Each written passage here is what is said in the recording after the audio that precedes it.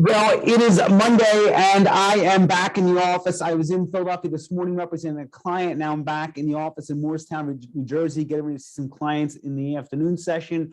Late Friday, as I was leaving the office, I heard that the grand jury in Houston, Texas came back with a no bill in the Deshaun Watson case.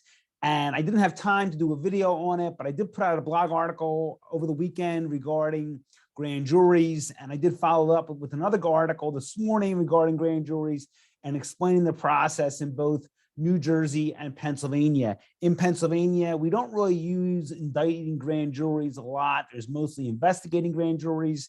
In New Jersey, however, there is a grand jury system, and predominantly most criminal offenses, otherwise known as crimes in the state of New Jersey, proceed through the grand jury process.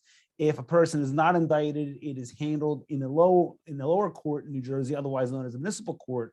But to be indicted in New Jersey, you need to have the grand jury presented with the evidence, and they decide the case based on a preponderance standard. In New Jersey, a grand jury is typically composed of 23 citizens. In Pennsylvania, there's a similar composition, all based on citizens from the state that the grand jury is being convened in.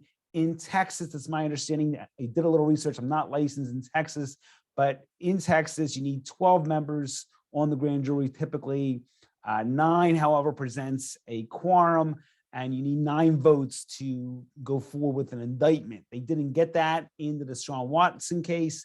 They presented, as my understanding, 9 cases, and they returned what's called no bills on those cases. So he won't be charged, won't be facing criminal charges in that case. He will, however, still be open to potential civil litigation, which I imagine lawsuits are still active. They probably will work out some type of settlement, because he obviously wants to move forward with his NFL career. And I doubt very highly they're going to drag this out into litigation and take time away from his profession. So with that said, if you have questions about grand jury, 215-755-9000 in Pennsylvania, 856-793-7429 in New Jersey, 24 hours a day, 7 days a week. Westlakegamblinlaw.com.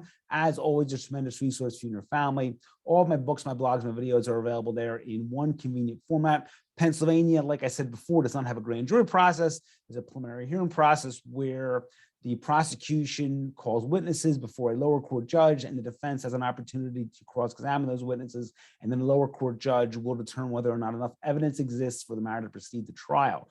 The benefit of that is the defense gets an opportunity to conduct a cross-examination and make argument. At a grand jury system, we don't have that.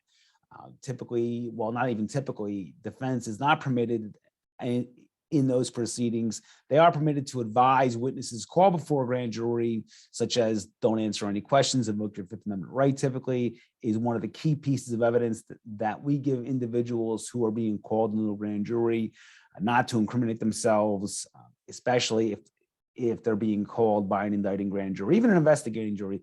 You can always incriminate yourself by saying something that you shouldn't say. But if you're called before a grand jury, if you receive a subpoena, give us a call, 215-755-9000 in Pennsylvania, 856-793-7429 in New Jersey, 24 hours a day, 7 days a week. Have a great week. It's supposed to be very warm, and I'll talk to you all very soon.